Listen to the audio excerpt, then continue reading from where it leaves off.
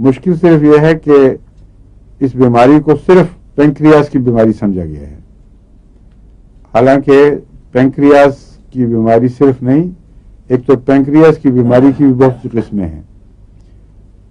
Sugar جسم میں insulin موجود بھی ہو تب بھی لوگوں کو ڈائبٹیز ہو جاتی ہے، اور بعض دفعہ بیماری کی قسم یہ ہوتی ہے کہ وہ انسولین جذب نہیں ہوتی خلیوں میں، اور جو اس کو کام دکھانا ہے وہ نہیں دکھاتی، اس کے خلاف رد عمل پیدا ہو جاتا ہے. اور یہ جو کیا کہتے ہیں اس کو، auto immune system, auto immune system بہت حد تک ذیابیطس کا ذمہ دار ہو جاتا ہے. اگر وہ غم کا اثر ہو، اس میں آہستہ آہستہ بریک ڈاؤن ہوا ہو، ایسڈ فاسٹ چوٹی کی دوا ہے. اس کا یہ میں نہیں جانتا کہ اثر پینکریاس پہ کیا ہوتا ہے، لیکن اگر اس قسم کی ذیابیطس ہو تو اس میں بہت مفید ہے.